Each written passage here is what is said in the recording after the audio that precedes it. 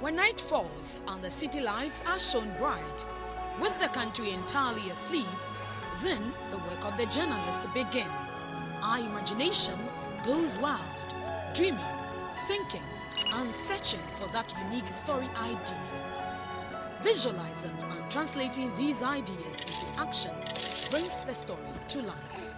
And, like the fizz in our wine glasses, the story bubbles, finding space as headlines on front pages in the print, broadcast electronically, and posted on new media across the globe. And when it catches the attention of the powers that be, they act speedily.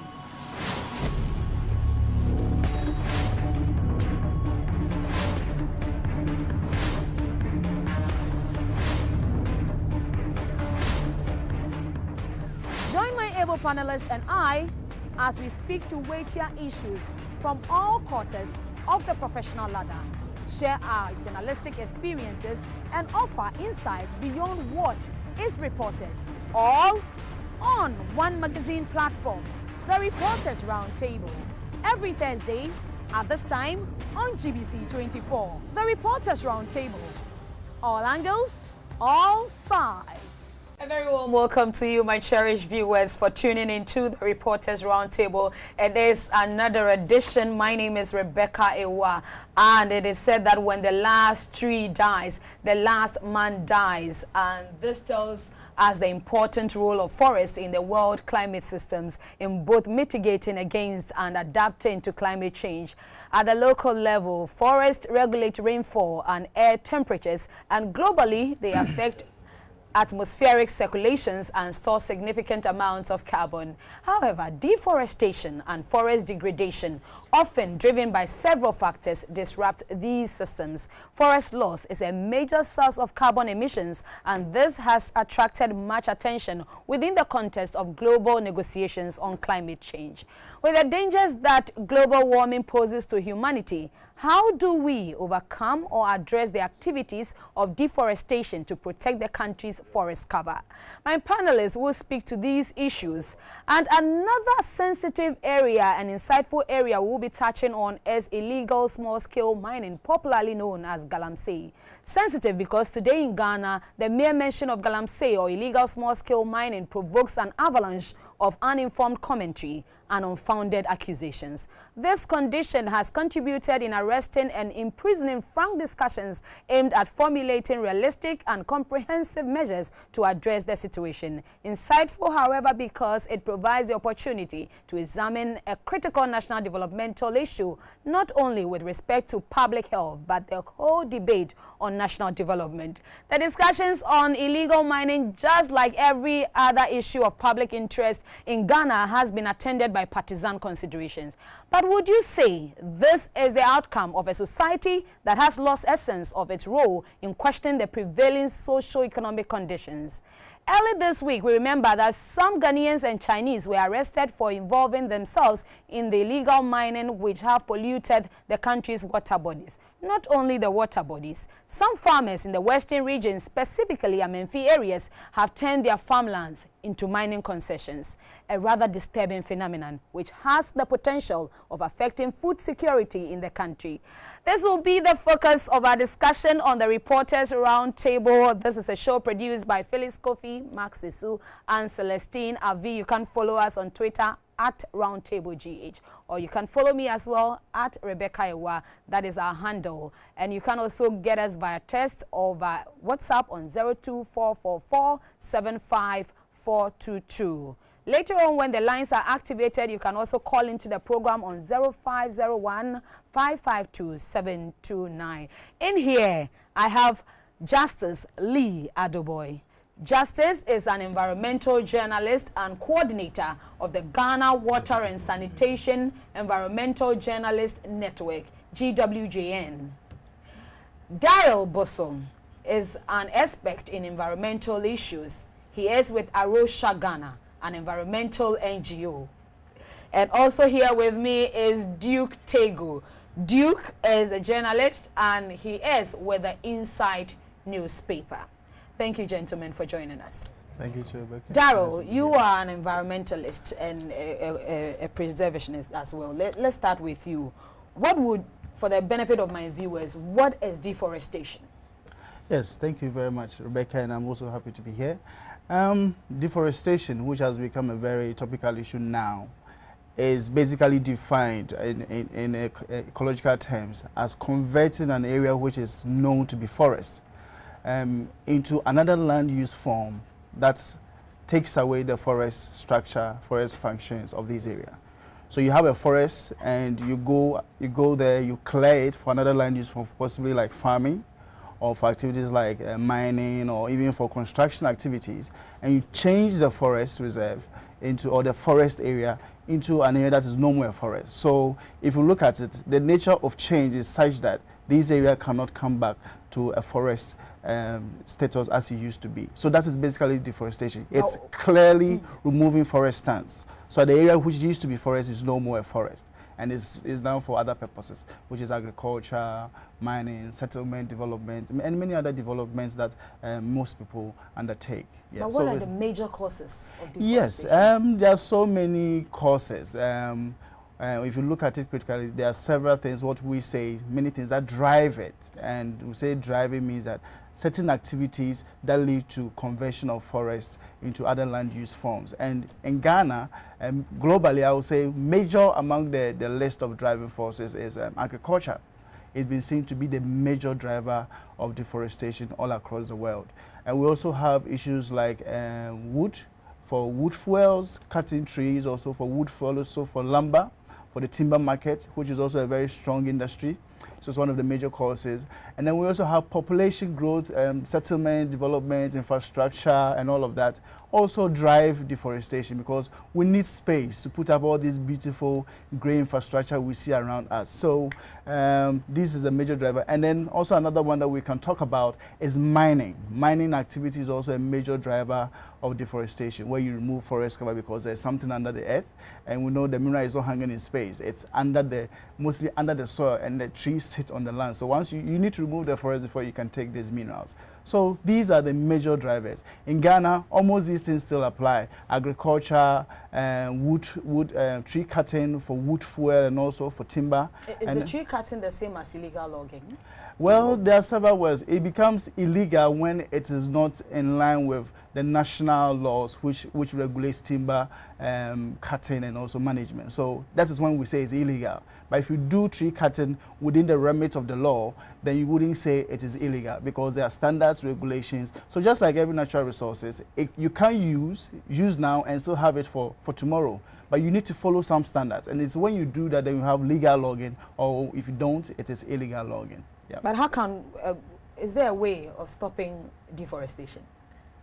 Well, I'll come to my journalist too. Yes, well, I think this time of the discussion, I think is very on to say, is there a way? Actually, there are so many ways you can do that. Every country needs to, first of all, lay out its landscape and say that this is where we want to do this activity, this is where we want to put development activity, this is where we want to put infrastructure, this is where we want to leave forest, because forest is what serves as a basis for supporting cities. If you don't have forest, a city can be there in its great infrastructure, all the transport network and everything working, but you need the food. The food comes from the forest. The air the city breathes comes from the forest. So you need to have a very well laid down land use plan, land use and what we call spatial planning for a country.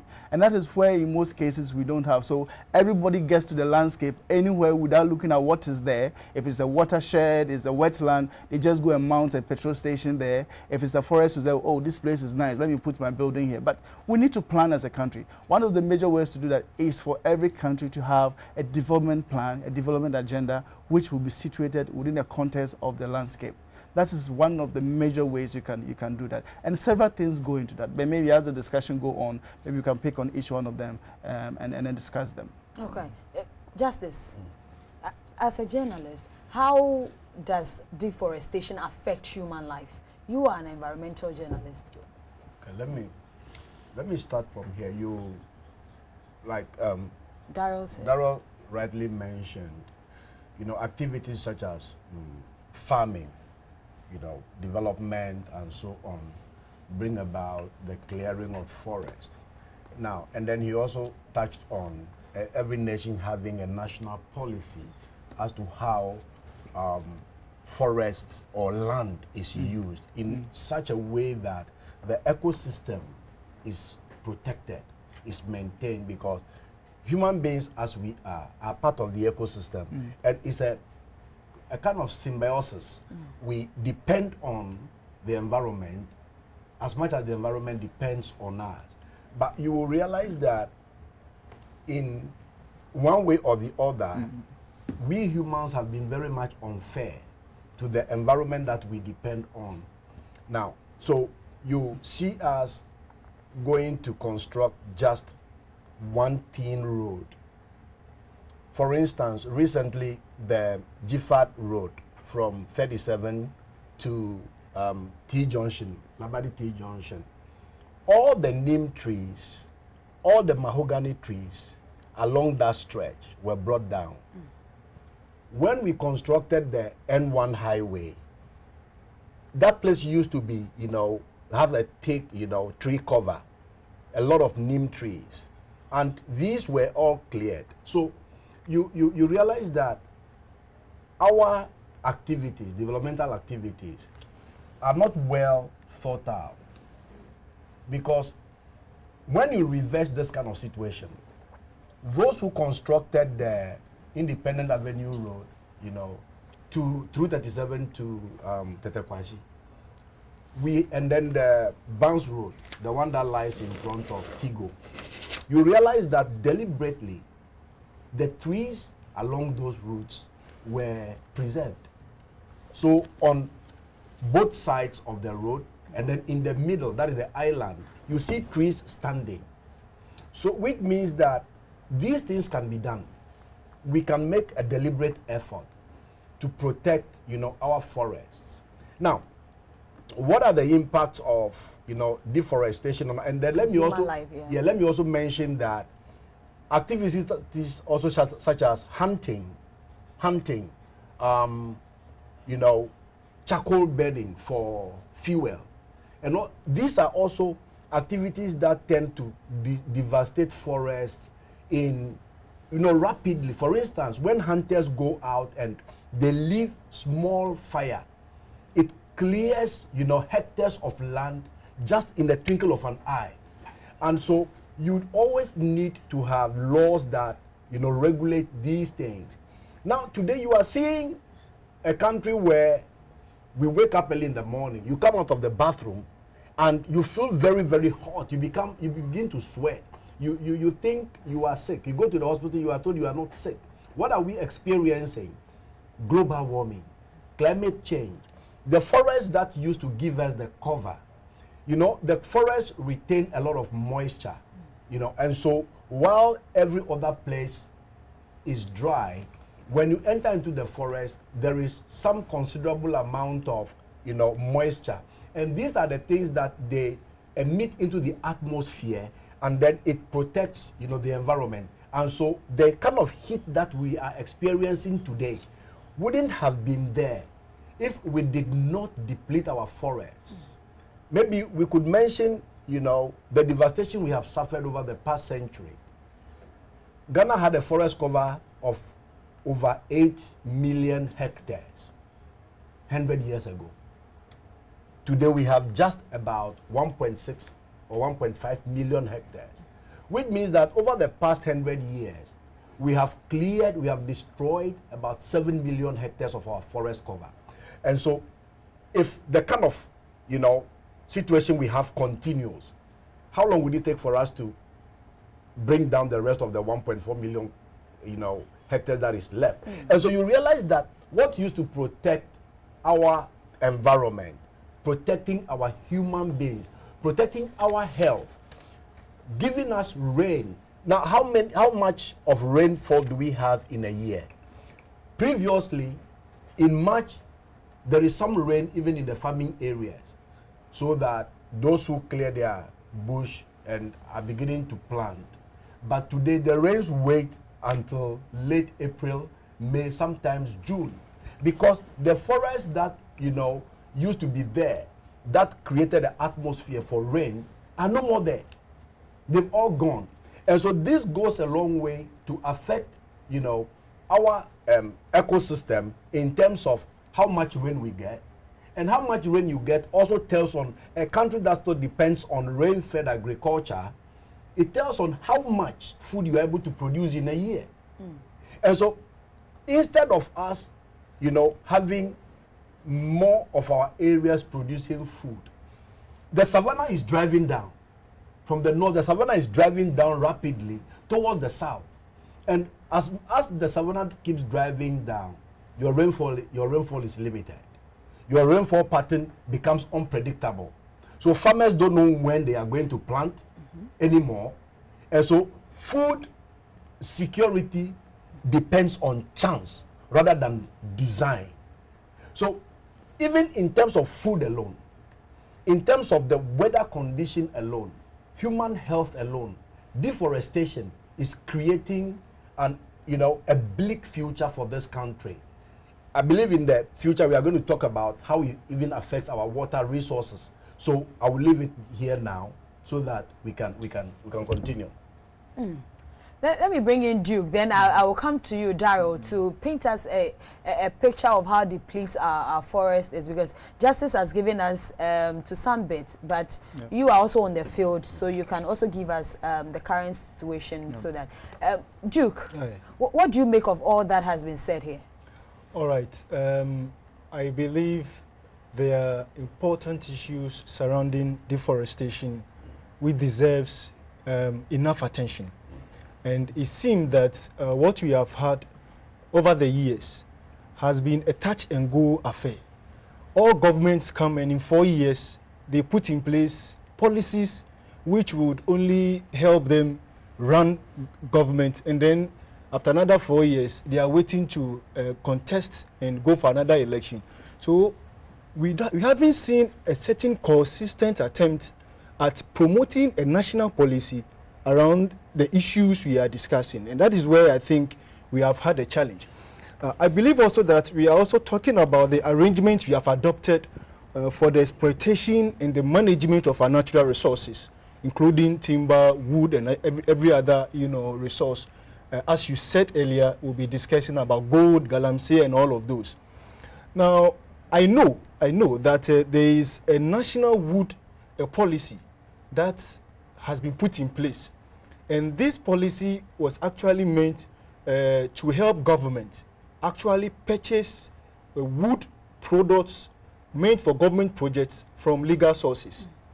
So this was supposed to make sure that the traders involved in this actually source their woods from the right areas of the country and not just walk into any forest and just bring down trees. How much we have followed through with this national wood policy, I think we have to interrogate and find out more. Now, not long, I hope you heard about what they call the wood tracking system. And this was also supposed to monitor the logging activity in our country and to make sure that people who are engaged in this are actually going by the rules and regulations we've put in place, and to make sure that we don't end up destroying the forests, as we have discussed this morning, in ways which impact adversely on human life, and especially on the life of people in Ghana and the challenges that come and befall us. Now, you must be discussing this issue within the global context, because deforestation is not a phenomenon only in Ghana. It's taking place in many parts of the world. If you go to Latin America, it's a major issue. And very often, what you find is that our laws are skewed so much in the interest of the transnational corporations who are able to always have an upper hand in this resource. And therefore, the local people are also unable to properly go according to the laws put in place to ensure that logging becomes an activity conducted under the right conditions. You understand? And therefore, I think that a lot more effort must be put in place to make sure that we put in place, first and foremost, the national policy, adhere to it, and get our people to have easy access to logging activities in our country for the benefit of our country and also to anybody involved in that activity. Also, I must also add that it seemed to me that we haven't done enough, the state hasn't done enough in the area of reforestation. Because very often, once in a while, the minister of, most often, the agriculture minister will come and tell us that government is very serious about tackling the issue of deforestation, and therefore we are putting in place such and such measures. I quite remember in the previous regime, the Savannah Accelerated Development Program also had some of these within that broader context of that program. How much we are able to pursue this, I don't know. One point I heard that the trees that were planted died, and that we couldn't really reclaim the forest as we should. So we need a sincere, committed national policy which actually mobilizes resources, mobilizes our people, and help us understand the need to rise up to this. You understand? Unfortunately, as we are doing our bit here, we don't really see much coming from the contributors of the problem we have today. How much industries do we really have in Africa? You understand? Compared to what you have in Europe. And who amongst them are actually contributing to the global warming we talk about? You understand? Are we able to sit down, have a discussion which brings on board everybody and pinpoint the contributors to this problem and how much we must all put on the table in trying to resolve it? When we don't do these things and we always prick ourselves, you know, in the arm, and we think that we are working, unfortunately, not much will come from it. I think Daryl agrees with you on that. You wanted to chip in something, Daryl. Yes, I think Duke has said, has been a very important point. And the fact is that, yes, there are certain agents who are driving deforestation in Ghana, or not to say also globally. And it's about time the discussion of how to address deforestation takes the fight to those who are the agents of this deforestation. But like, for example, as Duke said, in Ghana, if you look at those who are driving deforestation, timber merchants are really major contributors because they are logging a lot, and they also benefit in a way commercially. And then somehow, because government is also interested in that commercial revenue, they seem to be more or less in bed with timber companies. And timber companies can easily get a permit to do something rather than an individual farmer who even wants money, because the government knows that he doesn't get any benefit. So it's about time we take the fight to those who are really responsible. How responsible are they? If you are taking a resource which is actually counting down to your bottom line, are you putting in place measures that ensures that you are able to support the whole system? I think that is why we are looking at, in Ghana, starting a network of businesses who are really keen to changing the way they've been doing business for a long time, to rather look at how they really account for all the natural resource assets they use in their production systems. So I think it's a very good point that we need to take the fight to also all the agents who are responsible. And this is where we are talking about the miners. You just can't go and mine and think that you take your benefit and then you go away. You leave some impact. Do you put in place a measure? Do you put in aside a buffer that ensures that the depletion that you leave behind can be reversed or can be ameliorated? Now, I want to come back to a discussion of also the impact of deforestation. The best way you can look at the impact is, first of all, to ask yourself, what is the relevance of forests in any country or in any context? Forests are the basis of securing very conducive temperatures, which allows for agriculture. Forest is also responsible for serving as habitat for the diversity of species. The arts, the creations of these ATL and all of these things, they get inspiration from nature. Forest is also the basis of giving us a sense of relaxation, aesthetic appeal, such that even when emotionally we are stressed, the only place we can go and get some relief is go into a cool forest environment and reflect on what nature gives us. Forest is also the basis of giving us all the various, I would say, varieties of food crops or agricultural products. The grains and all of that, they came from forest environment. So if you lose this forest, it means that all the services, the potential services that the forest will provide for us, we are going to lose all of that. Again, it has been, research shows that every water that we have flowing through our villages, through our communities, everywhere all around us, takes its source from a forest reserve. So it means that if you lose forests, you are likely to lose the sources of water, and it means that water will no longer flow. And your agricultural produce, as Justice said, is also going to reduce significantly. And that is when we talk about climate change. Climate change is happening because temperatures are rising.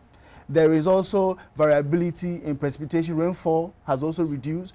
It's all of these things are supported by forests. Forests reduce the temperatures. Forests hydroecological systems also ensures that we have continuous rain. Precipitation occurs so that it waters the ground and keeps the system very good. But if you lose forests, which is a major contributor to helping us address issues of temperature and also issues of precipitation, then we are actually going to see these high temperatures that we are observing right now. If Accra is very hot, you are in town, I'm sure the only place to look to stand is maybe under a tree. But in Accra, we have lost all the trees, such that we still go and stand under glass shelters, and eventually we are still faced with the heat. So forest is very significant, and the impact of forest in Ghana is already telling. If you go to areas where Ghana is predominantly agrarian economy, driven by farmers, small-scale holder farmers, and these farmers are mostly living close to forests. And research shows that our agricultural production has significantly reduced over the years. Let's take our major commodity, cocoa. Over the last 10 years, we have seen consistent drop in the volumes that we are able to trade on the international market. And right now, I was just reading an article that the government intends to hype up the production volumes to about 1 million tons per year. Now, this is a very big endeavor. It's a very big target, but we can't do that if we don't work to restore our forests. So significantly, our major economic sectors in terms of our foreign nation will suffer if we don't take care of forests. And look at the number of people who are into agriculture in Ghana, predominantly about 70% of the population. Let's assume that the environmental services that allow agriculture to take place is no more there. A lot more people will be out of employment than we thought before. So the impact is significant. And already where we are losing forests, our rivers are also drying. And faced with the issue of water scarcity and quality, we have no choice than to do something about our forests and also to secure them. Now, talking about the state of forest in Ghana now, I know Justice made a mention of what the current forest cover is like. Yeah. He talked about 100 years, some time back, having over about 8 million hectares of forest, and now reducing almost about 1.6. No, these figures are all coming from a period of, say, about 1995 or 1999, probably even 2000. Now, it's been how many years now? 17 years. Yeah. If we really go down to do a critical analysis, I'm sure the figures will be much, much lower. Now, what is interesting is that this 1.5 million hectares approximate figures we are putting out is mostly coming from the already preserved forest reserves and protected areas. In the last 20 years, Ghana has not added any more forest reserves or protected areas. What we rather see is that we see a decline in forest cover, first of all, in those that are supposed to be protected, and for the off-reserve area where there is no management systems in place, is even getting worse and worse. So actually, I think that we might be worse off if we should do a present research to come out to estimate what the present cover is. 1.5, we could be much less than that, and that is very serious. Very, very serious. Just a little. I think that in this discussion, we have to congratulate the Timber and the Woodworkers Union. They have done something in Brongahafo which must be highlighted, and it is very, very commendable. And if we can have more of such, I'm sure we can be trying to, get a solution to the problem. I know they have established a 240 hectares of what do you call it, afforestation project at Kokoago, Wenchi, in the Brongahafo region, to have more forest areas in the country.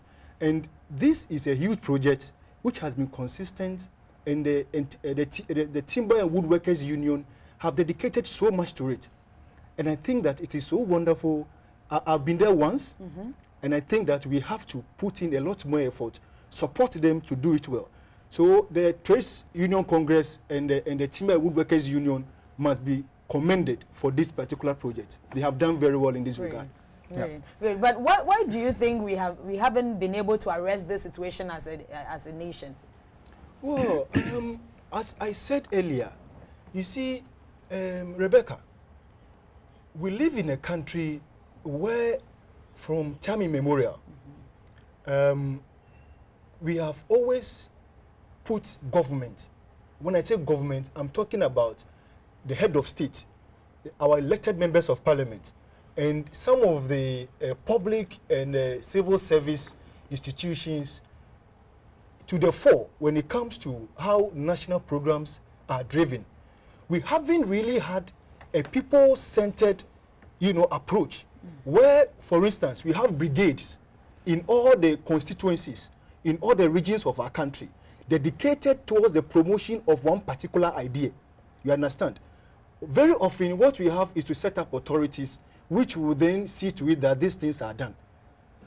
That is why I think that we have been unable to actually find lasting solutions to these problems. I can assure you, let us decide that today we are setting up brigades in all of our regions, in the context of our country, especially in areas where the deforestation is very, very severe, and tax them, give them what they need, the needed tools and the resources they need to start a program in those areas, are trying to reclaim our forest. And you see, sometimes when we talk about these things, people think that it is too much that it can be done. But Achiampo has given us the clue that these things can be done all the time. You understand? And what sometimes becomes frustrating and annoying is that we are always looking at how to always partner some private man to always do these things. And when the private man is invited, first and foremost, he's interested in making sure that by the time the project gets started, he's making a profit.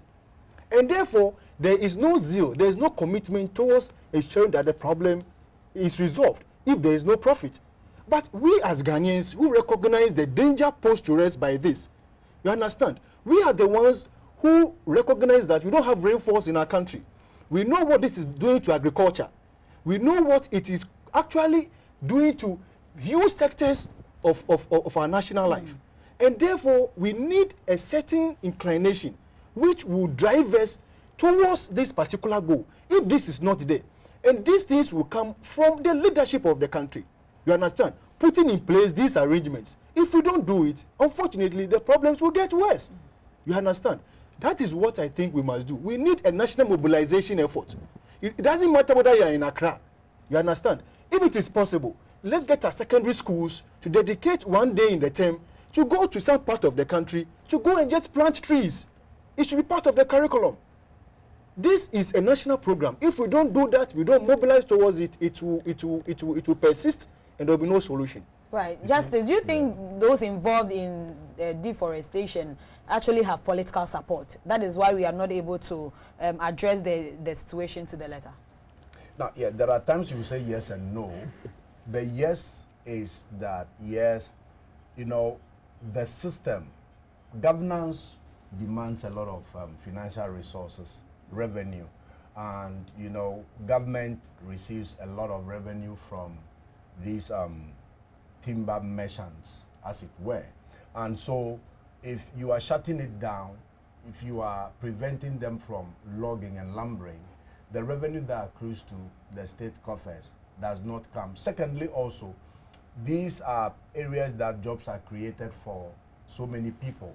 And so the thinking is that if you stop it, it will, deny a lot of people their livelihood. So you see that political support over there.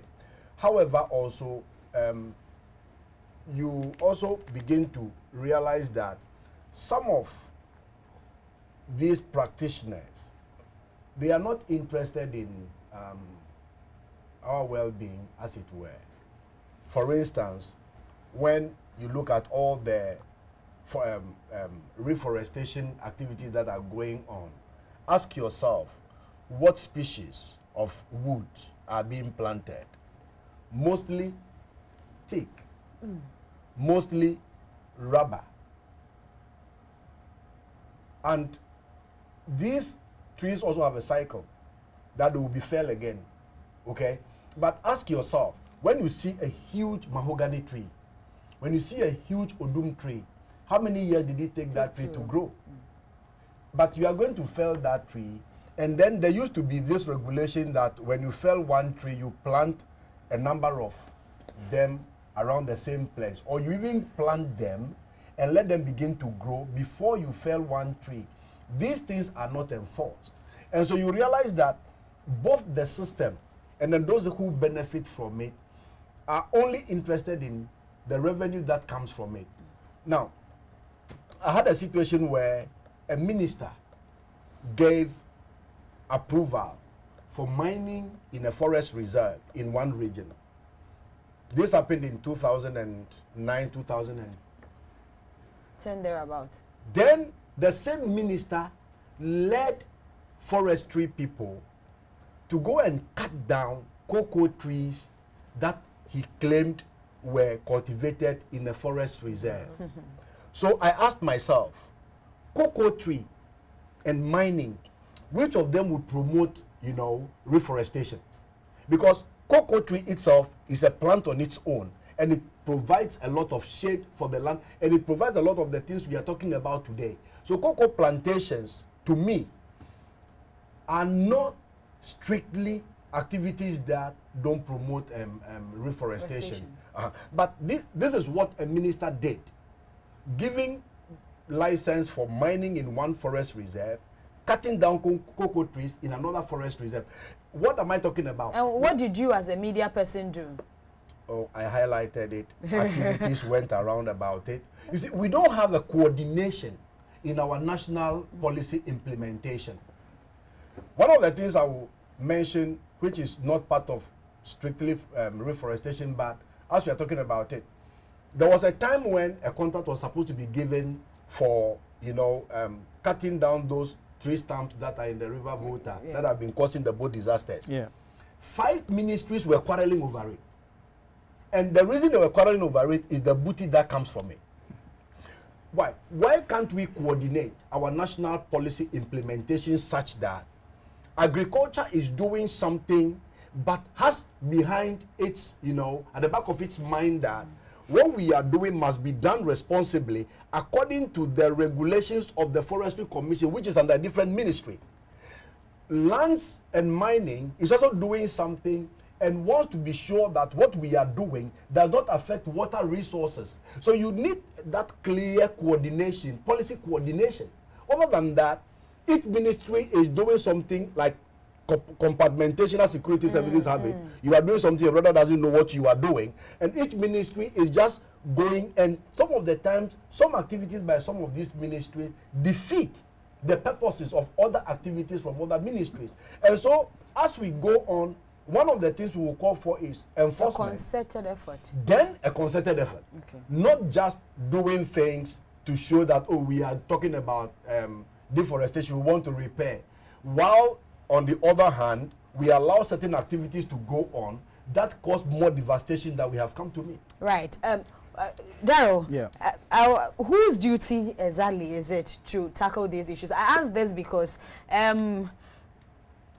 Joyce Jechi is a renowned environmental journalist. She's been consistent with her reports on environment, and she's really helped in putting up this program, and I must commend her for the information she gave me. She's really been good to us, and she sent me Article 257 Clause 6 of the 1992 Constitution, and it reads, every mineral in its natural state in, under or upon any land in Ghana, rivers, streams, water courses throughout Ghana, the exclusive economic zones, and any area covered by the territorial sea or continental shelf is the property of the Republic of Ghana and shall be vested in the President on and behalf and in trust for the people of Ghana. Yes.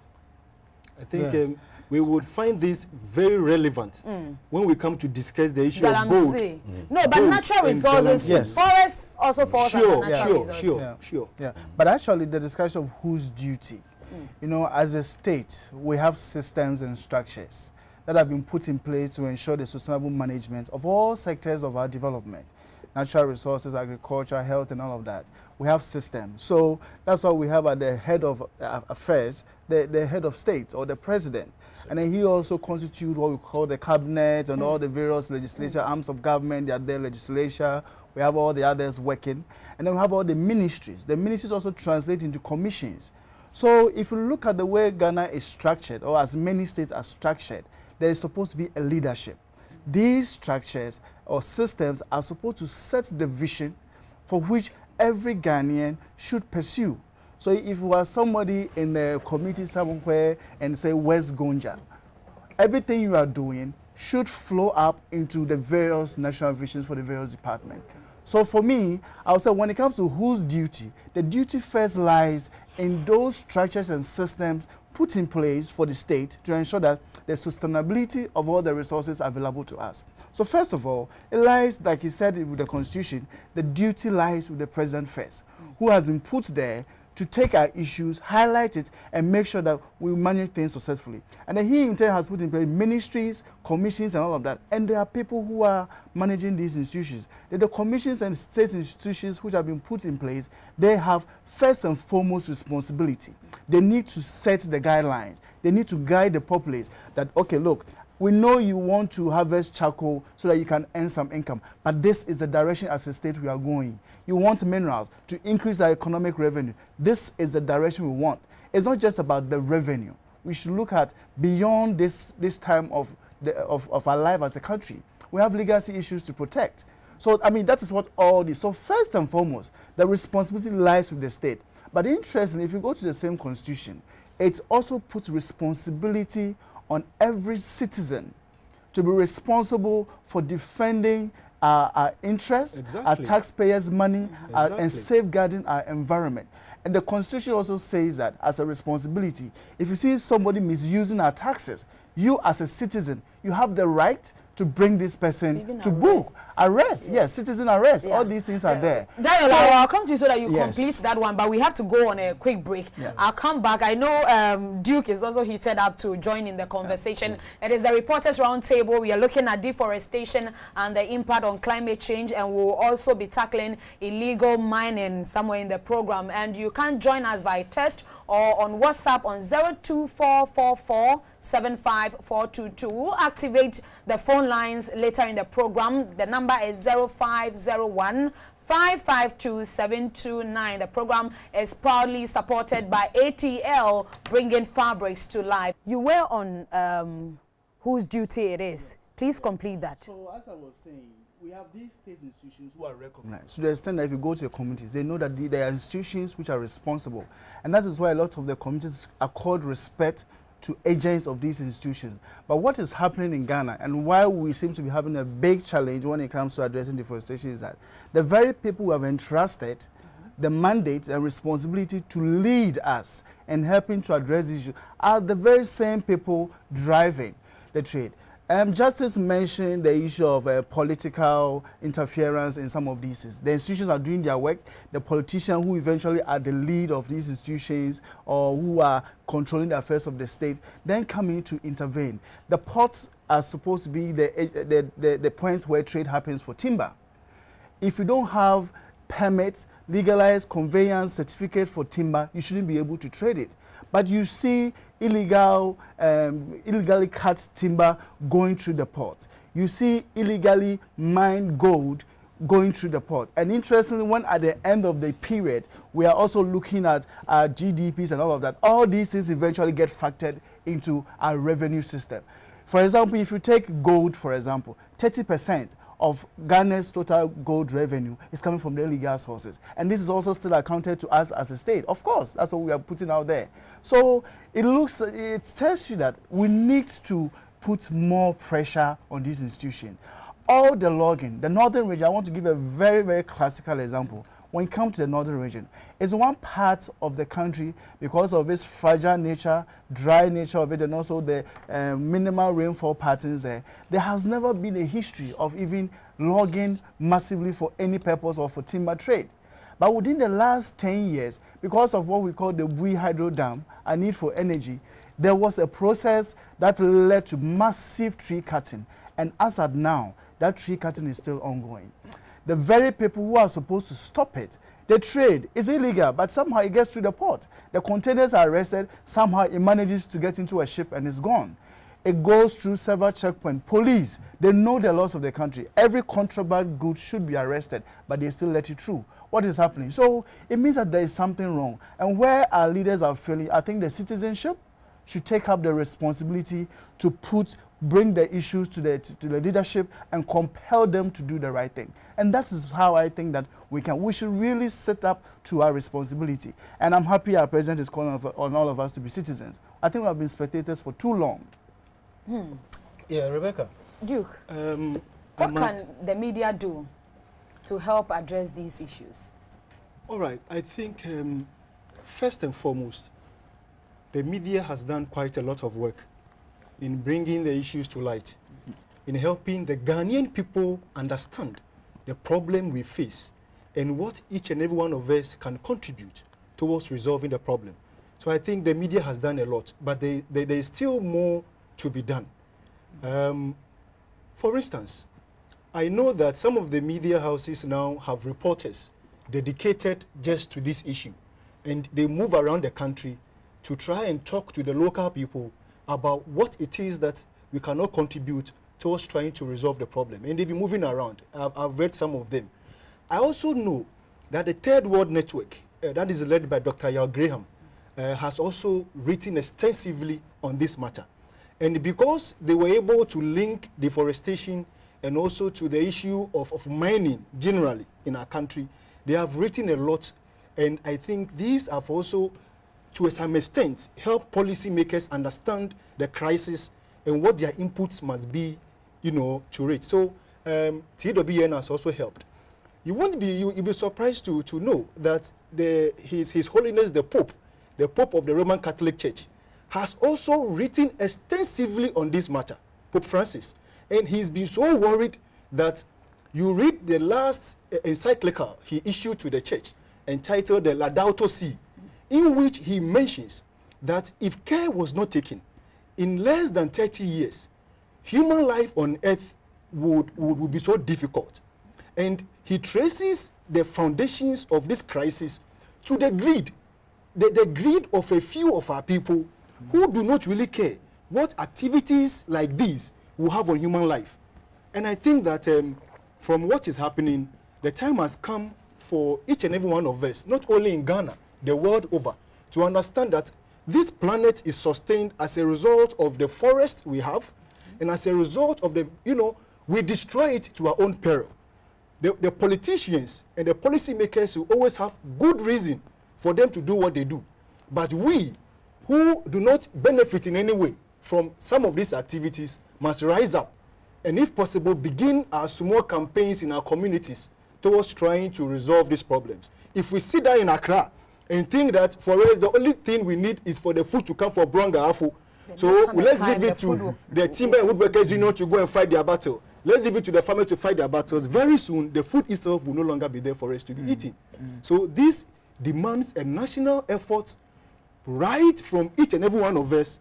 And if possible, let us go and stand in front of Akufo-Addo's house in the morning. Sorry, excuse the president. The president. Yes. And help him together, put together a national policy which will make it easy for all of us to, spearhead this campaign. It's necessary.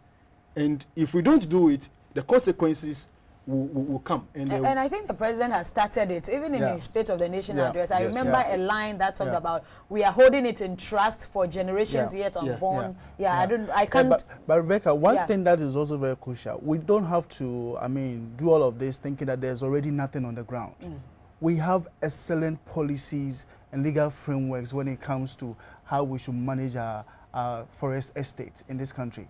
But I think the missing gap is taking these policies, the legal frameworks, and making them work. And the reason why we are not succeeding is because the very people who are supposed to be leading somehow find themselves culpable in helping the merchants and all the miners get away with all these illegal activities that they engage in. So I think that we have very excellent policies. The president's speeches is only adding to what exists.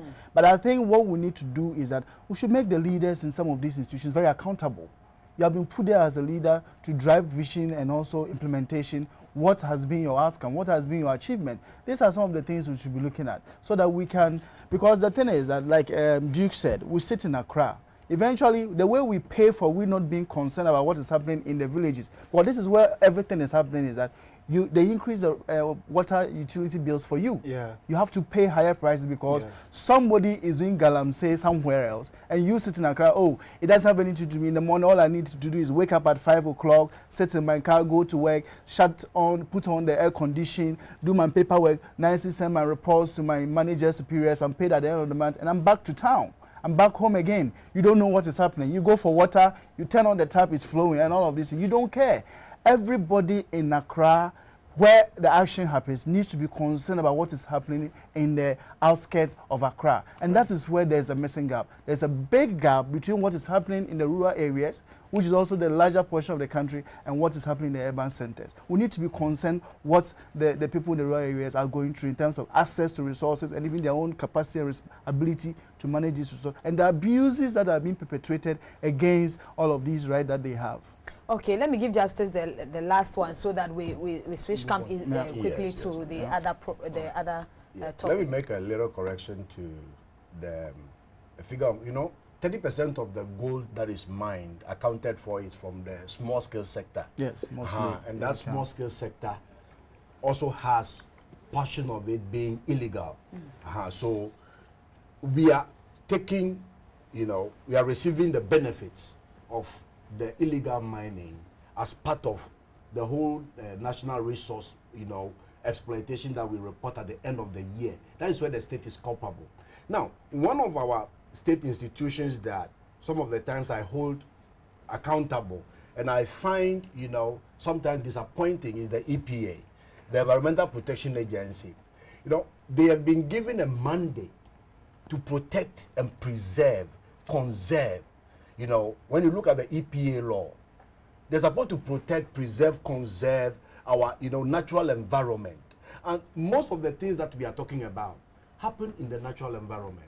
Whether we are going to issue gold mining license, whether we are going to, give an oil exploration license, whether in the sea or on the land, everything that we are doing on the land commercially requires, a license or a permit from the Environmental Protection Agency.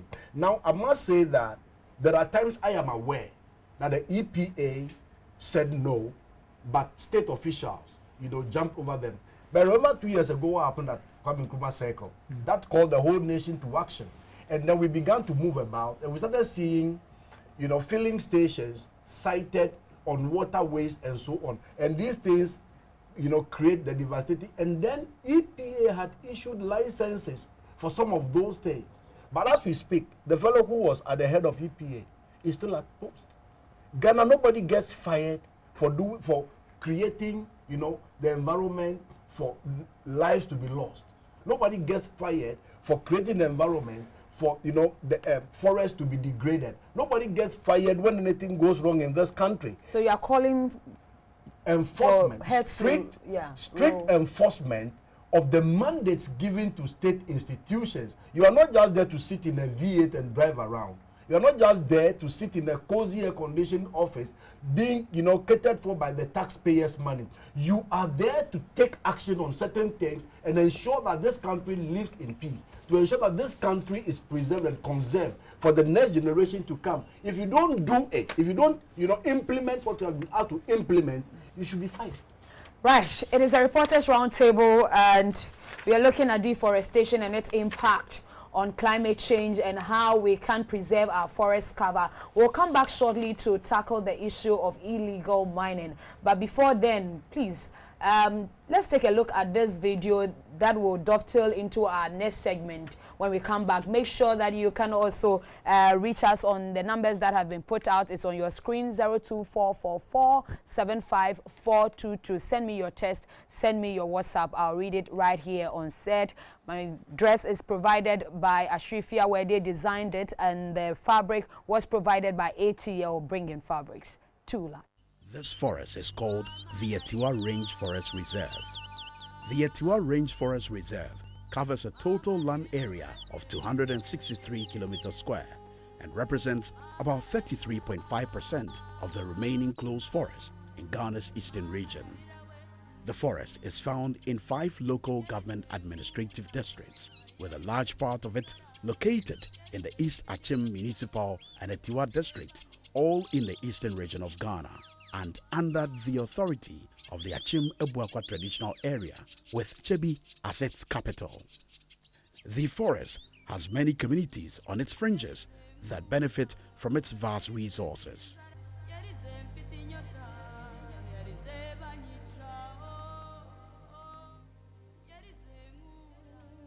These communities benefit from the huge resources the forest provides, such as water services, climate regulation, microclimate conditions for major agro-commodities like cocoa and oil palm, and several other food crops. Ecologically, it is home to a variety of wild animals and plants, some of them only found in Ghana, and providing food sources such as bushmeat, medicinal plants, and other NTPFs, harvested for many domestic and industrial purposes. Notwithstanding these priceless services it provides to communities and the people in Ghana as a whole, the Etiwa forest is under a serious threat from gold and bauxite mining. Gold mining is estimated at an average net revenue before taxes of $2.2 million per year. This is far lower than the value of any of the goods and services delivered by Etiwa. Also, according to the 2016 Etiwa Economics of Ecosystem and Biodiversity Report, illegal mining on the fringes of the Etiwa forest, especially in the buffer, covers 5,365.71 hectares. Proposed licensed and illegal mining sites within 15 kilometers radius of the buffer cover an estimated area of 10,338.52 hectares. This indicates that the scale of illegal mining is higher than legal mining activities. The low capital intensity of small-scale illegal mining makes the operation attractive to the rural poor who cannot afford the price of acquiring license and equipment. Areas once covered by agricultural crops have been converted to mining sites. Food crops and cash crops, predominantly plantain, cassava, cocoa, are among those affected. Earth-moving machines are common on the fringes of the forest, with watercourses diverted, and in some cases, illegal miners mine directly on the riverbeds. A typical case is the Brim River. The Etiwa forest is the head of three major river systems: Densu, Ayensu, and Brim. These rivers are all under threat, with activities of illegal logging and mining. Mining has destroyed several acreages of cocoa farms together with food crops. The activities of mining has also destroyed many river systems and left many uncovered abandoned pits, which have become death traps for local people as well as breeding grounds for mosquitoes. Once productive lands and soils have been damaged and are now good for nothing. Aside farming right on the boundaries of the critical forests, some farmers have also encroached with the common scene of farming in the reserve. Mostly, the farms are cultivated under the thickets. As a source of water for over 5 million people, supporting significant biodiversity and providing a conducive microclimate for agriculture and the significant socio-cultural ties to the people and leadership of the Achim-Ebuakwa traditional area. This is a forest we cannot afford to lose. All is not lost, and working together, we can bring this invaluable forest reserve to a pathway of sustainability now and for the future. Let us all come together and secure a Tiwa Range forest for generations yet to come. Support the campaign to upgrade the reserve into a national park and promote an integrated green development pathway and investment that supports nature, people, and livelihoods.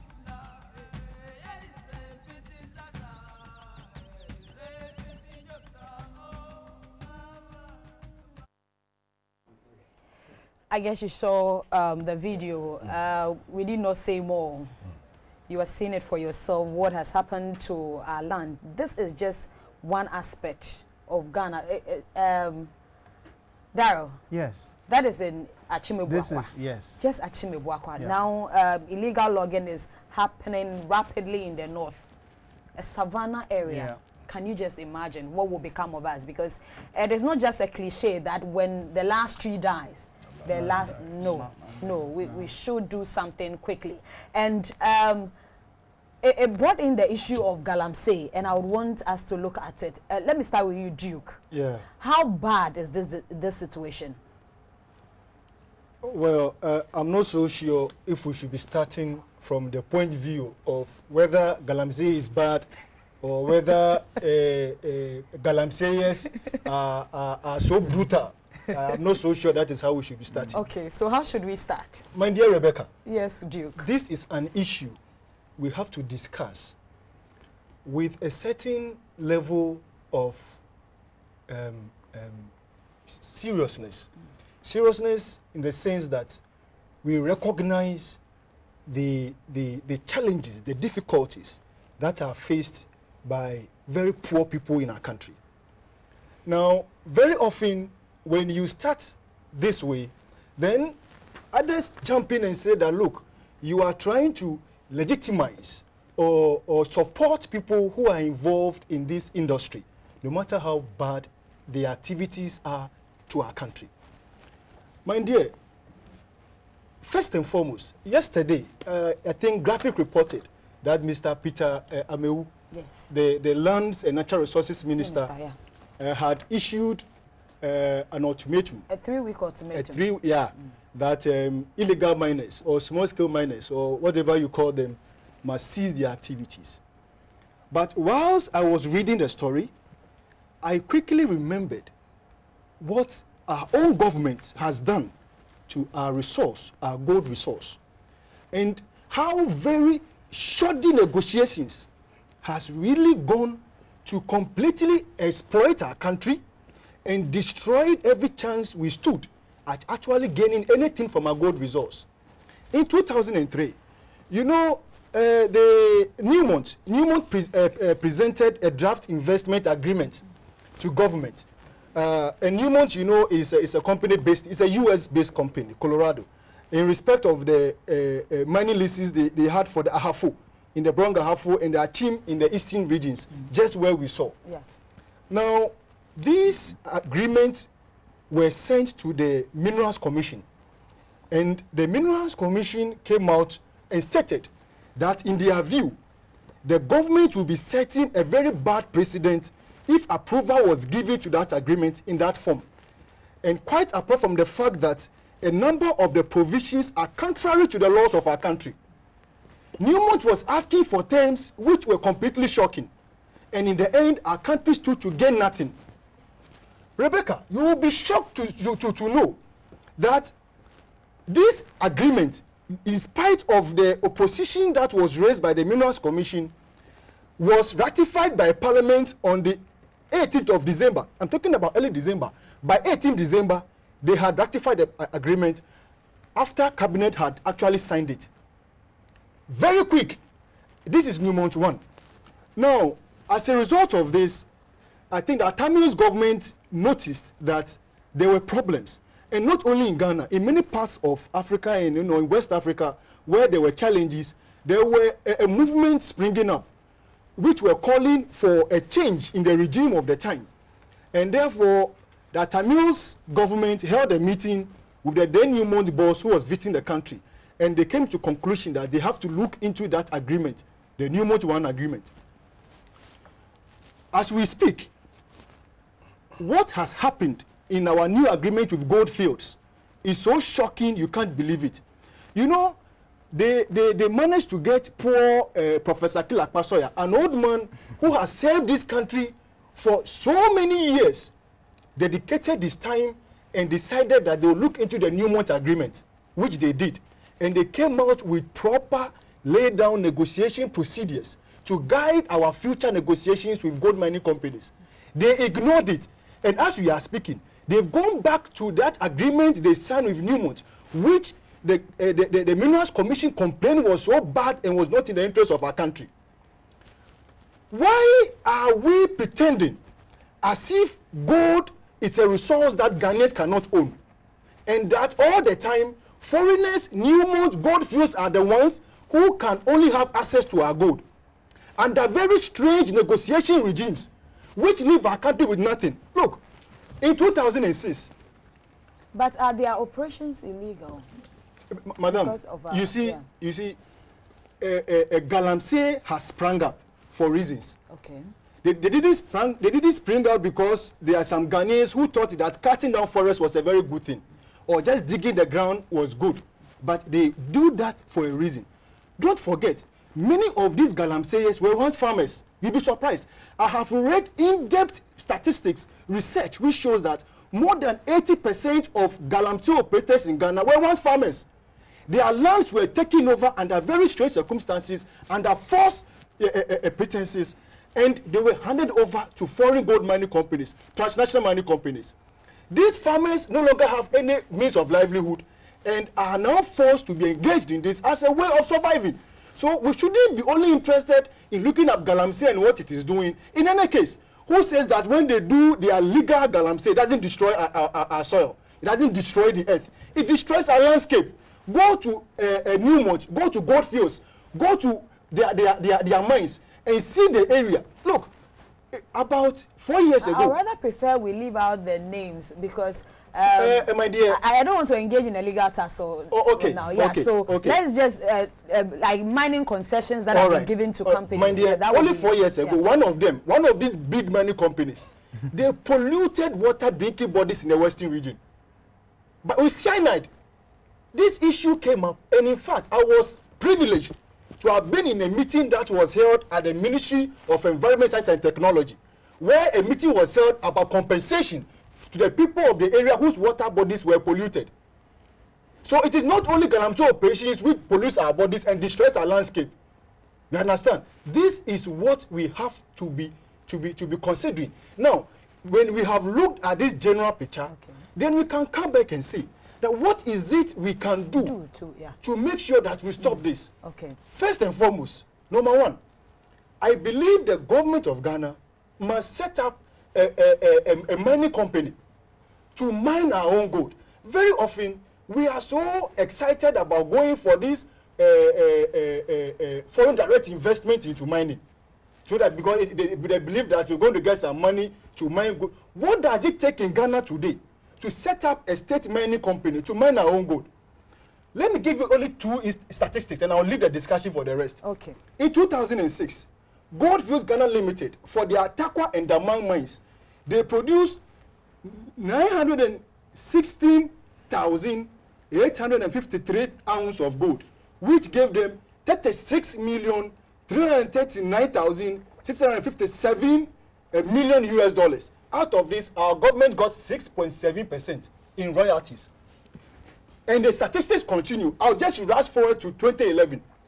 In that year, they produced 936,334 and 68 ounces of gold, 100 ounces of gold. How much did they make from it? They made $1,468,917 billion worth of money. How much did our government get? 36.84% of this money. And how are we going to pay our nurses? It depends on the sharing agreements that the government, because there are several sharing agreements when it comes to our natural resources. Rebecca, whichever one you adopt, first and foremost, determines what gold is a resource which belongs to Ghana. And I'm stating this because of the message the lady you claimed, helped you in your research for this program. What did they say is her name? Joyce Jechi. Joyce Jechi. She told us very quite plainly that the resources of our country are held in trust by the president. It is not his. And it is not for them to decide what must be done with that thing. It's a national and a collective resource. And therefore, failure on their part to make sure that our interest is first sought in the negotiations will not augur well for anybody. Look, the same thing happened in the case of Vodafone. You know, in the negotiations for Vodafone, Duke, I'll leave that one for another day. President Kufuor himself went and sat down to negotiate. Duke, I'll leave that one for another day. Let me bring in. Yes, Rebecca. I think I like Duke's passion talking about the issue, but I also want to take it from another angle because I think that Galamsey is coming up because like every natural resource, once people see that there's a lot of revenue and income from that, they will put in place several measures, several means. Some can be legal, illegal, to have access to that resource. And Galamsey, as we describe it in our context, is actually when individuals by themselves go to the ground and get, or I wouldn't say they get permits, they go to the ground knowing that the earth is resource and they start taking what is there by themselves without going through the lay down procedures. There are what you call small scale miners. These people also, even Galamsey, they also employ small scale mining strategies and approaches. You get it? But we all need to put that in context. Hold that for me a bit. Let's go to the phone lines. I have Mr. Mpoma on the line. He is the Executive Secretary for Water Resources Commission. Hello, Mr. Mpoma. Hello, sir.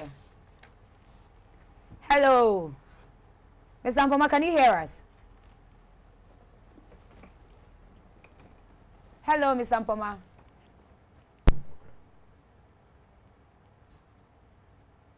All right, I think we lost him, so we'll try and establish contact with him, then we'll come back. Sorry for that rude interruption. Yes, so as I was saying, and rightly as it should be, the government has said that, okay, for anybody to mine, they recognize that mining is every mineral in the land is an asset for every Ghanaian citizen, by held in trust by the president, for us by the president. So what happens is that they've put down some regulations that says that if you want to mine, these are the procedures you need to follow. So people, they go into contracts with multinational companies as a way of mining, and they have designated areas they go. And even for people who do small-scale mining, they also go for permits. They are giving some training, some, I'll say guidelines on what they should follow. But what we have when it comes to Galamsey is that a lot of other people say, okay, these people who are going for these permits, they're also getting a lot of money. Why don't we just do it? So it's just like going through the back door to try and assess something that there is a legal way of assessing it. So all this gets on the ground and peddle the excuse of we don't have jobs. Listen, there's so many opportunities for livelihood and employment in this country. I hear we have Mr. Mpoma online now. Let me get in touch with him. Good to have you, sir, on the Reporters Roundtable. Good morning. Yeah, good morning. Yeah, Mr. Mpoma, what is the level of pollution of the country's water bodies, like the Pra and the Brim River? Well, in terms of the level of pollution, I would say that it has really deteriorated, or have really deteriorated. What we have is that we measure over 100 in terms of an index. And if you have over 80, it means that it's a good quality water. From 50 to 80 is fairly good. From 35 to 50 means it's polluted. And below that means that it's grossly polluted.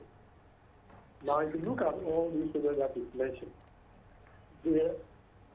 they are just above the polluted. That's about 35, 36.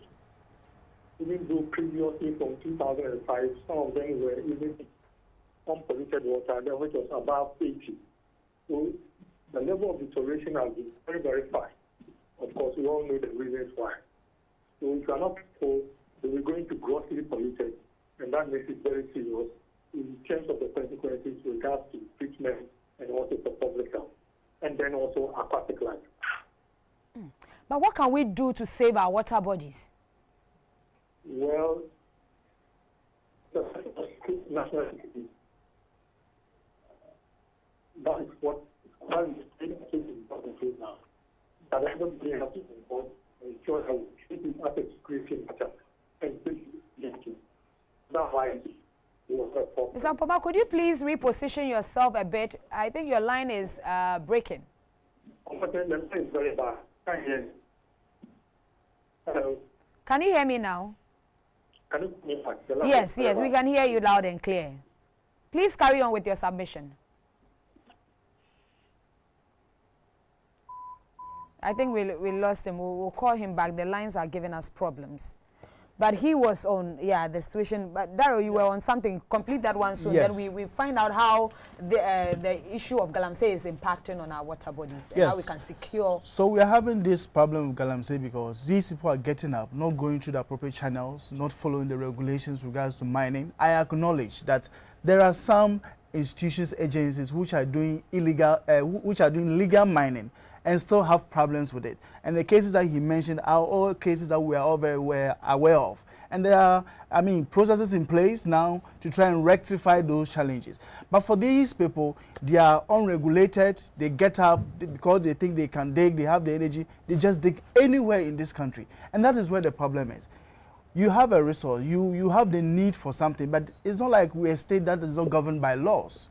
You need to follow the regulation. And when we're talking about land use planning, the places where these big companies mine, they are designated areas. They know where they are working. Of course, we have issues where sometimes there are discharges from the operations that goes to pollute local bodies, and we need to make them accountable to help them rectify those things. That should be in place. But these people who do all these, who are all over the place, unregulated, get up, even they can dig in their own rooms because they think that they have the energy, it's because it's a big problem because they are just not regulated and they dig anywhere in this country without any rules regulating them. Right, Mr. Mboma. The line was very bad. Sorry. Yeah, I guess it's better now. Yes. Yeah, you were on a point as to what we can do to secure our water bodies. Yeah. We should have an integrated set of actions. It's not only for one sector to do it. Of course, we have security interventions. We also have to look at how to introduce security operations that I've mentioned. Then also the possibility of introducing tracking systems to control the use of heavy moving equipment, especially in the mining operation. And then we should also be talking about the possibility of deploying drones where these illegal mining activities and practices are going on. Then looking at how to recognize communities that resist illegal mining through legal and lawful means. And then we have to find out who are behind all these things and the possibility of engaging them to stop and then to do the right thing. So it's a combination of all these actions that we need to put together, and others, of course, to ensure that the proper things are done. Right, but how true is it that we may have to start importing water by the next decade if we don't fix the problem immediately? Madam, it's good you've mentioned this point. The issue of importing water is not an option. Because water is life. And if water is life, we should not expect other countries to export their life to us. I hope you get the point I'm making. Yes, I do. So that option of importing water is not an option at all that we should consider. The only option left to us is to protect and conserve what we have. Okay. But as a water research institution, what have you noticed about the impact of Galamsey on our water bodies these days? The aquatic life is very much affected. When I talk about aquatic life, we talk about fish and other things that make the water bodies to actually survive or to have ecological health. So the ecological health of the water body are actually reducing. That is one. Two has to do with the fact that economically, Ghana Water Company and other bodies who abstract water in streets, they are putting in more resources to do that. Obviously, for some of them, it will come to a point that they would have no option but to shut down some of these treatment facilities because of the quality of the water. If I get about a few that effect that are having on us. All right. I think Well, thank you very much for your time, Ms. Aboma, for talking to us on the Reporters Roundtable. Thank you very much for having me. Great. Yeah. So you heard him. Yeah. Right. Rebecca, Give me. let me state that now, Duke. You know, the issue about illegal mining itself is so loaded. So, and the mining in general is a very passionate issue when you're talking about it in Ghana, and we have very little time. One of the things I can say about our mining firms, you know, Ashanti Gold Fields used to be Ghana government property. Akwetia, diamond mines used to be Ghana government property, Takwa and all those things. What happened? These institutions were run down by not the government, but by the Ghanaians employed to be working in those places.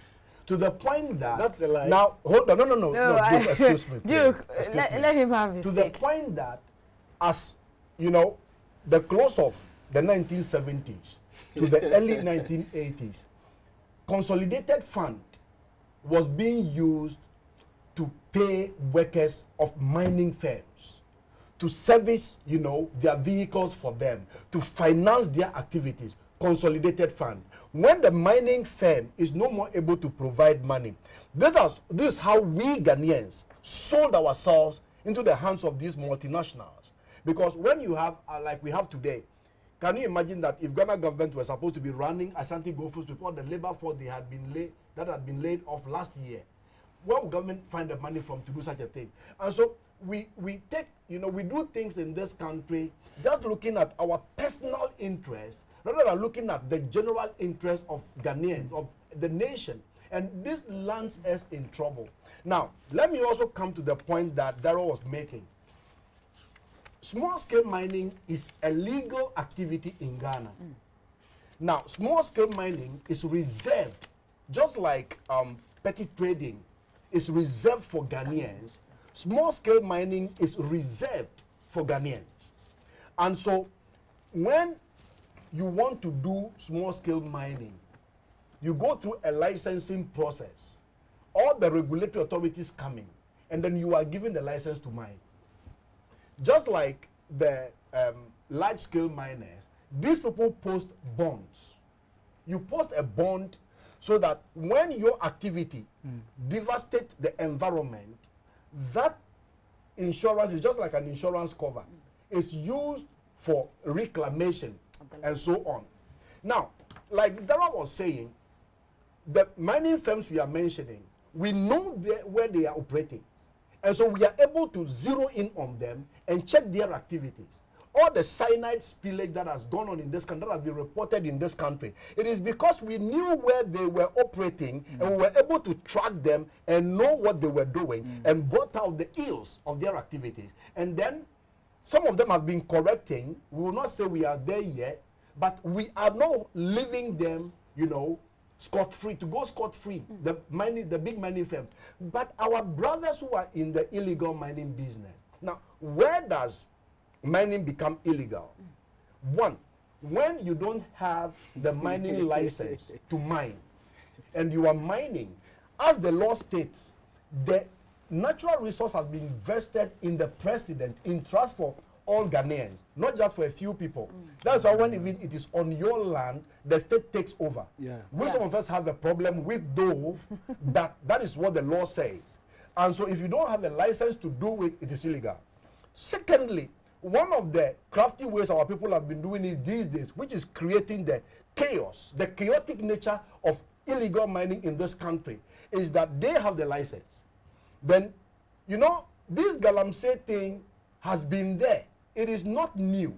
But it's been more pronounced. It's been more pronounced. And our water bodies are suffering. And if we are to go by the statement that water is life. I have a relative who was in the area of Enchi as a policeman who was nearly killed by Galamsey operators in the 90s. Now, when they get the license, what they do is that they get in touch with people who are not necessarily Ghanaians, and that they have the money to provide this equipment like excavators and so on and so forth. There were times contractors were going to hire excavators in this country. They couldn't find one because small-scale mining people have come for all of them. Meanwhile, small-scale mining does not allow for heavy equipment use. So they bring in people who are able to provide the equipment for them to begin to dig deep into the land and then dig deep into our water resources. Now, how bad, that was the first question you asked. Yeah. How bad is the situation? About 2 years ago, I got a call from Asankregwa, where a woman whose daughter I know, whose children I know, was weeping on the phone. She went to her cocoa farm. This is a trader. The husband is a public sector worker. And they bought the land, they got the land in Asankregwa and then cultivated cocoa. They got to the farm and there were red bands around the cocoa trees. So they didn't know what was happening. The land has been sold. The land has been sold by a chief. I will not say it is the chief of Asankregwa, but a chief had sold the land. By the time they go back to the farm the following day, there were people there digging. All these, when you look at the... were they consulted, compensated? They were not. They were not. I even called Ghana Cocoa Board.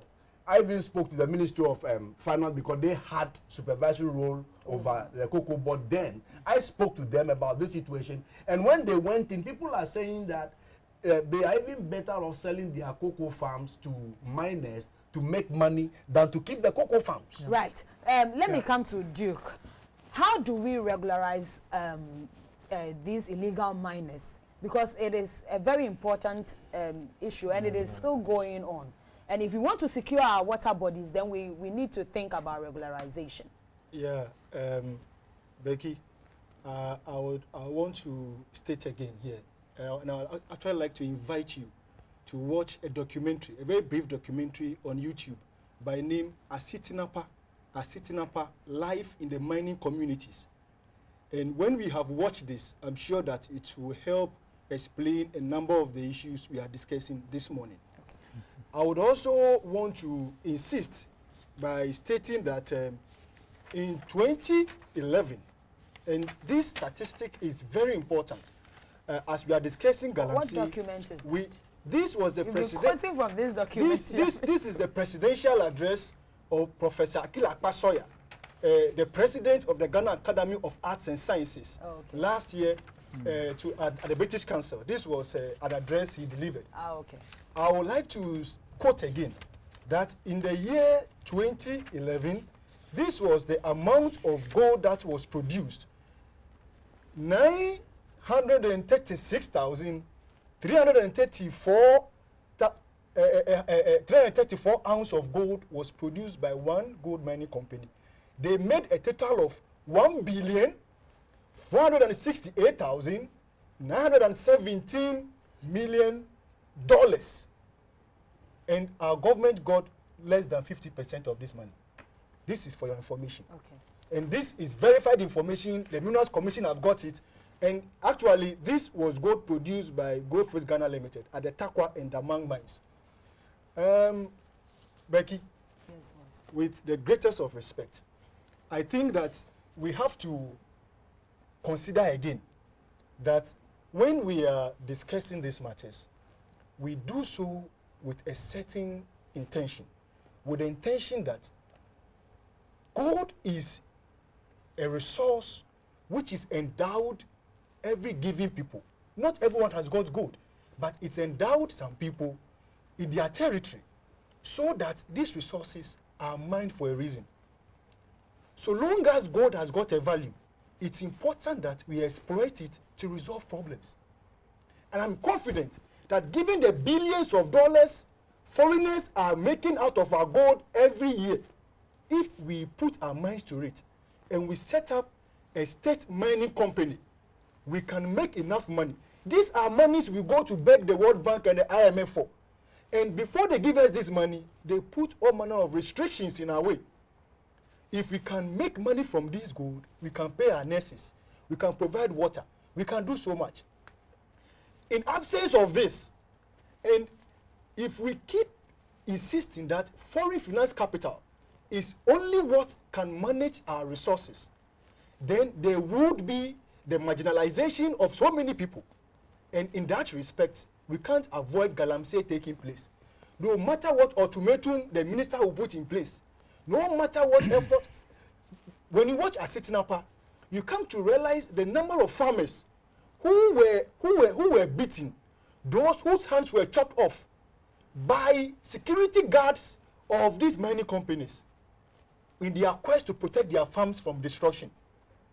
We have been unfair, and we pretend as if, you know, it is okay for foreigners to come and take our resource, and our people don't deserve it. Look at the documentary we watched at the beginning, your own documentary. It stated that Duke, there are differences as far as these mining issues are concerned. You see, and you know, our lands are being destroyed. I'm even particularly worried about our water. Yes. If our sources of water, our towers are being destroyed, should we continue to toe that line? Let me go straight to that point. Good. You know, the documentary stated that no matter how illegal they are as miners, they are doing this because very often they can't afford the licenses. You understand? The hurdles put in their way to acquiring the licenses is a challenge. That is what makes this happen. Now, of course, if you go to the University of Ghana, they have got a soil research institution. The CSIR also has gotten a soil research institution. We have got so many institutions which are every day putting up data about the extent of these activities on our water bodies. We can't deny them. They are challenges that we face, and we need a concerted effort to tackle them. Unfortunately, the approaches to tackling these issues are not often state-owned. They are not owned by our people. They are proposals put in place by the transnational corporations about what must be done. And in our quest to doing so, we don't resolve the problem. We rather end up entrenching it, and our people become marginalized out of their own resource. No one can dispute the fact that today we are having challenges. In many places across our country, we can't have enough water for much of our domestic need. Much of it is as a result of the pollution of our water bodies taking place by all manner of people. It is true. Let us have a general view, a national policy which decides that we have a problem. I don't support any strategy which says that we should go with a stick and be breaking the head of anybody in small-scale farming or people who don't have licenses and they are engaged in that. Gold is a resource we need to have as a country. It belongs to us. After 50 years, if today we still can't have technology for digging our own gold, then what is it even we've been involved in the business of government? Right. All right. Yes, so I have still a very contrary view to how we should address this issue, because I think that it would be very flawed for anybody to assume that because we are poor, we should just get up and do whatever we want. Nobody has said so. I mean, it's just like every venture in this country. There are laws regulating how you should go about doing anything. So no one has the excuse whatsoever to say that I'm poor, I'm sitting on gold, so I should dig it. And also because that the license to get it is very expensive. You know the value of what you are going to get. You should, I mean, get people to assist you. People go for loans and all of that to do. You are going to a business. It's a business. So you go for a loan and get support. So you can't even say, and Chinese, bringing in Chinese, these Chinese people, they are not by law in any way allowed to engage in these kind of activities. So my point is that it still doesn't justify anyone whatsoever to say that, oh, I can't afford the license, so I should just get up and do it wherever I want without complying with laying down procedures. That is why Galamsey is really a menace to us now. They go about doing their business anywhere. And I always say that we have allowed them to perpetuate the excuse of, oh, we are poor for so long. And interestingly, if you go behind all to find out who are those perpetrating this kind of, I call it mass communication brainwashing. I mean, they are brainwashing us to think that, oh, excuse us, we are doing it because we are poor. There's a value chain. There are people at the top of these businesses. They are funding, investing in these people. They are sponsoring all these people on the ground. They go to, look, you guys are poor, there's gold there, go and dig it. But at the end of the day, he gets a big chunk. If you look at the chain, 100% of revenue, probably just about less than 20% of the revenue goes to the people in the pits. And they Let me announce our phone lines. I think chunk of it goes to those the people conversation up is the heating chain. up, and it is time to bring in our callers so that viewers can also call us on 0501 552 729 0501 552 729. Please, you have to turn down the volume on your set when you call us. Otherwise, it gives us a terrible feedback. Right. Becky, look at this. But you didn't give us a solution on how to regularize these Yes, illegal... I think first of all, let's go back to the laws of the country. Let's try to regulate it. I agree you don't only go in with a stick. It should be a carrot and stick approach. We have seen an effort. For me, I would say that for a long time, we have allowed ourselves to, it's more like we slept, woke up, and all of a sudden realized that we're in this state. So sorry to interrupt you once more. That's fine, yeah. Hello, sir. Good to have you on the Reporters Roundtable. Yes, my name is Malik. Right. Yes, and I want to make a contribution. Please go on. Yes, I think this issue has to be tackled in a manner that will be very convenient to us all. We have the EPA, this is the Environmental Protection Agency. Before anybody can go into small-scale mining, the person will have to acquire a certificate from the EPA. And as per the agreement given to us by the EPA, is that a 100-meter buffer zone should be left between the place of operation and the river bodies. 2, there should be a concurrent reclamation, which means that as you move on with your activities, you cover your back. The issue is with implementation. How many times have the EPA embarked on implementation and the size of those people into mining? The implementation is non-existent, and that is what is creating the chaos. Okay. And 2, small-scale miners do not directly pollute the river bodies. It is those people who are into indigenous dredging. They are the people who mount their machines directly inside the river bodies. So there should be a distinction between indigenous dredgers, Galamsey, and small-scale miners. Once that distinction is drawn, then we can find an amicable solution to this particular issue. Because small-scale mining employs directly more than 1 million people here in Ghana, excluding the attendants. And it is a legitimate venture, regularized by the Minerals Commission and the EPA. Yeah, that has been established here on the program. For the negligence of people in high positions. There should be a regulation, there should be implementation as to how it is to be done. And those people calling for its ban does not know the repercussions that may occur after it has been banned. We should all sit down as a nation, try to find ways and means, and go by the rules and regulations guiding every venture of the economy. Thanks. Thank you so much. Yeah, it's a pleasure. Yeah. It's a pleasure. A very interesting one. And on that point, using the carrot and stick approach, and I was saying that let's go back to our laws. Let's make sure what is in the law is applied. Those who need to go for licenses, let's make sure that they do it. And then the carrot bit of it is where we make sure that the social protection systems, that ensures that people find jobs, people find opportunities, people are able to go to school, learn a skill, and able to avail themselves of opportunities within their systems or within their district, are also able to do that. And this can start at the local government level. All these people, they don't just come out of space, they come out of communities within established governance structures and systems in this country. So we should make sure that the programs that are running at district assemblies are actually being done well. So if we are talking about employment, skills, development, and all of that, people are engaged. But the fortunate is that a lot of these people today don't avail themselves when it comes to it. Right. I have Mark on the line. Mark, where are you calling us from?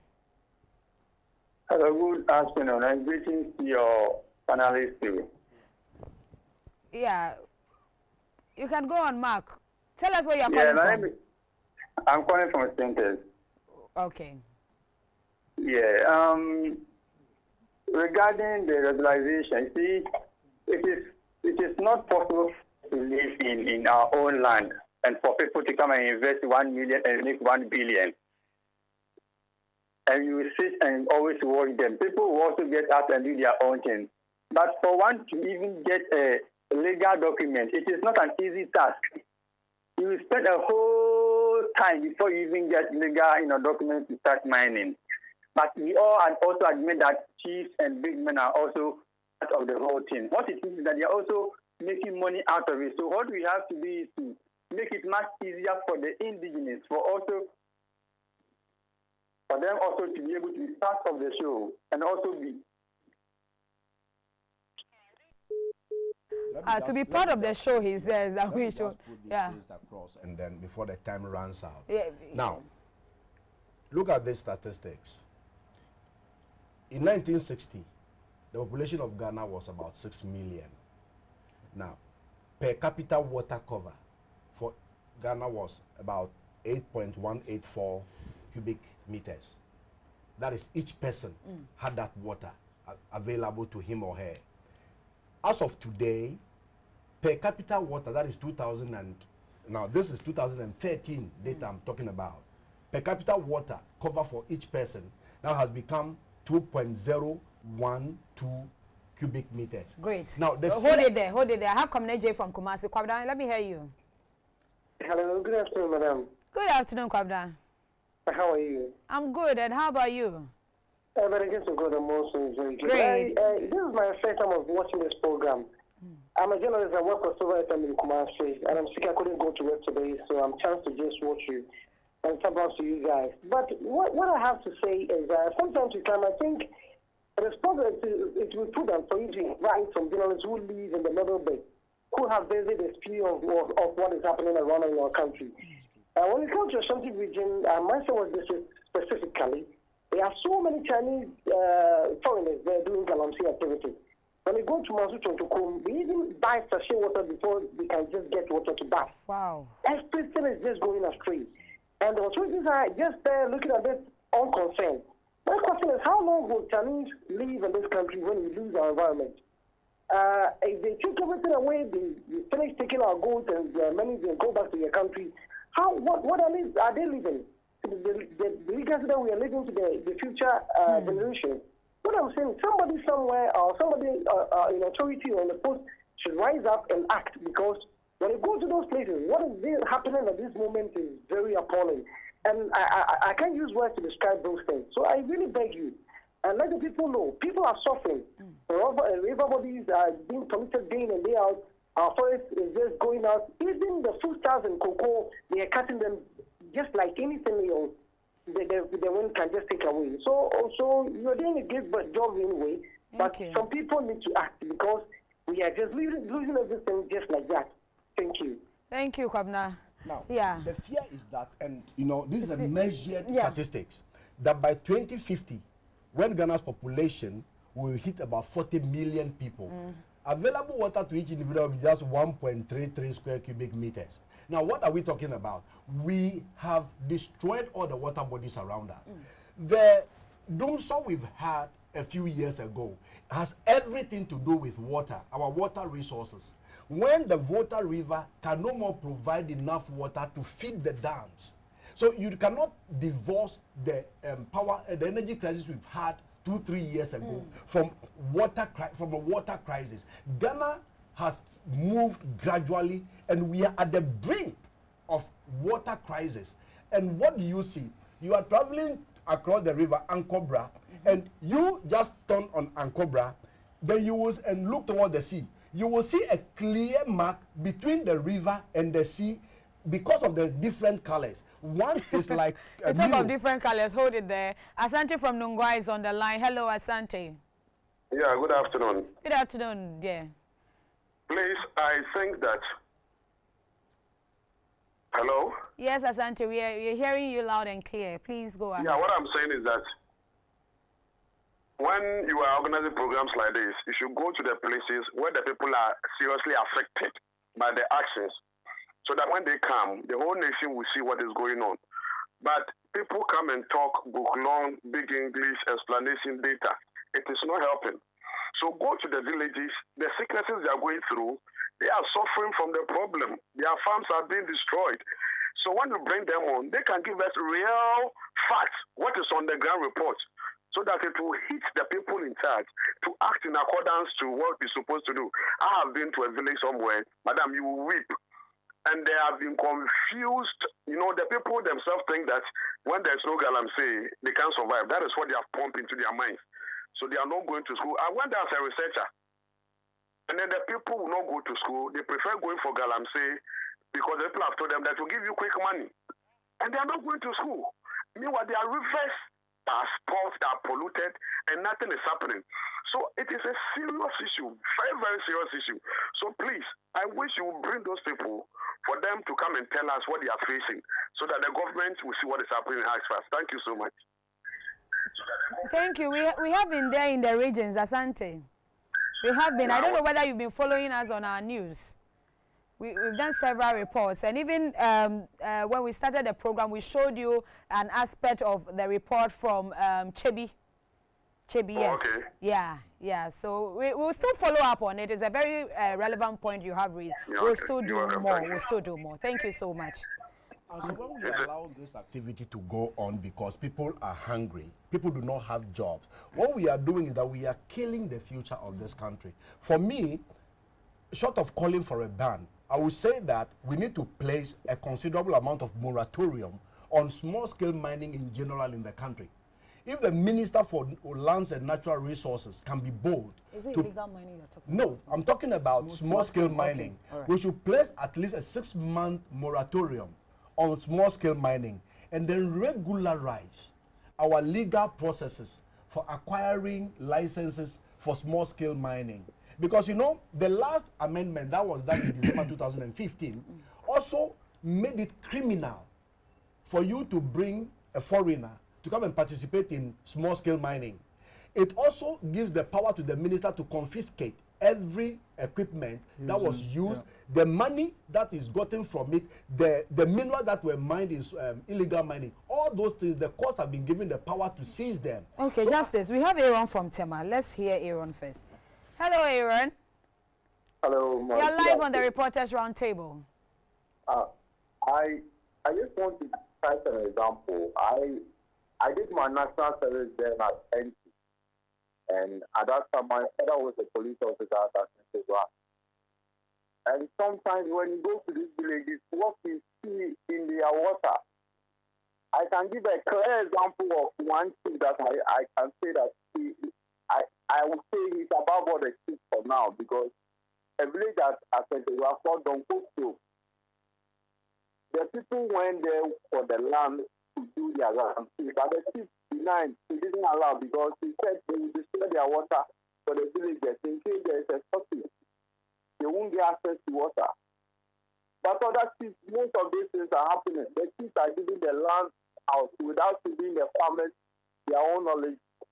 The chiefs just give out the land, then they call the farmers, give them some money. They can't do anything about it. So the chiefs are the people who are causing all these problems. The problem must be start, the solution must start from the chiefs.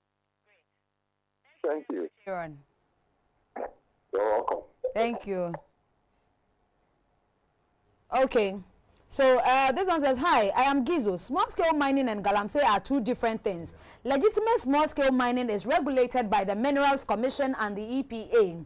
I blame the EPA for the current misfortune confronting small-scale mining and Ghanaians as a whole. The EPA certificate given out to miners states that 1, 100 meters buffer should be measured between the place of operation and the river bodies. There should be a concurrent reclamation, which means that you cover the pits while mining. The EPA has failed in the implementation as per their own certificate requirements. My question is, who issues out entry permits to people working inside our forest? Small-scale mining employs over 1 million Ghanaians directly, excluding their dependents. The solution is not anything but implementation. Large-scale miners use cyanide and mercury, which is extremely dangerous to human health, whilst small-scale miners uses no chemical in extraction of gold. Nobody should suffer for the negligence of these big men. Never underestimate the contribution of small-scale mining to our GDP. Those people calling for its ban will be shocked at the repercussions that will arise. Hey, Duke is clapping to that. That is from Gizo. This one says, Rebecca, these Galamsey issues would not be fully addressed if names are not mentioned and shamed. This is because the authorities of big two political parties in this country are deeply involved in this shameless act for their selfish interests and cannot stand tall and fight for Mother Ghana. I learned there is a certain Chinese woman in Ashanti region showing all over the place with impunity who has friends affiliated to these big political parties that makes her untouchable. It is mind-boggling to hear some of these things, and they are very real, no doubt about it. What a country are we living in? Posterity will judge all those in support of these Chinese people to destroy our dear nation, because even when you are reclaiming, you cannot reclaim the land to be as you want it. I think he's making sense. Yeah, you cannot reclaim the land as it used to be to farm on it again. And this one is coming from Baba Otuado in Adentan. Okay, let's take the last caller. Hello, my dear. Good to have you on the Reporters Roundtable. Your name and where you're calling from? I'm calling from Spinbed. Okay. Let's hear you say. I'm a lady. That. Let's hear you, okay. Madam. All right. First of all, I will ask the question, why illegal mining? Because I know that a cardinal challenge of development and poverty reduction is rural transformation. In Ghana, I see illegal mining as a way of containing the rural and urban migration. And why do I say this? Because a lot of them have already migrated to the cities, where they came across problems of accommodation, unemployment, severe poverty, so on and so forth. And if the government were actually to provide adequate rural transformation, in other words, if there could be adequate roads, access to safe water, sanitation, certification, irrigation, provision of rural finance, promoting improved inputs and practices, as well in particular as good quality of education, I think most of these people would never ever resort to what is happening now. So I actually call on the government to develop strategies which must address these concerns of efficient natural resource management to bring about meaningful improvements in people's welfare, first and foremost. Development is about welfare, and I'm a social development consultant. I thank you. Thank you. Your name? We didn't get your name, ma'am. Sorry? Your name, please. Monica. Good. Thank you so much, Aunt Monica, for calling into the program. And let me add a final one, then we come to you. This is my first time watching the program because I'm always busy at work. Wow, your message. Okay, thumbs up for thumbs up to you guys. I suggest in the near future you should invite journalists who lives within the forest belt to give you vivid experience, and you will know how Chinese are rapidly destroying our lands and forests, all in the name of Galamsey. My question is that how long will Chinese live in Ghana if we lose out on our environment? The politicians and security personnel who protect these foreigners should think twice. God bless your efforts. From Kwabne J. Tremantin, a newscaster, Silver FM Kumasi Bantuma. Okay, and to add up, in the month, so, pardon me, Tonton Chrome, if I butcher the word, please, the name, I'm sorry about it. In the Amansia West District, now, you have to buy sachet water to bath as a result of Chinese Galamseyers who are now doing the illegal activities free in the area without question. Without question, okay. Thank you. Duke, I'll give you your take, please. He was on a point. Please land so that I take the final ones. You take the final ones. Yeah, you were talking about the water. Yes. And so, our water resources are very critical to our survival. We cannot compromise water quality for our people. One of the things Mr. What's his name? Ben Ampoma was saying was the amount of water Ghana Water Company needs to, amount of money they need to pump in. Their cost of water purification has more than doubled.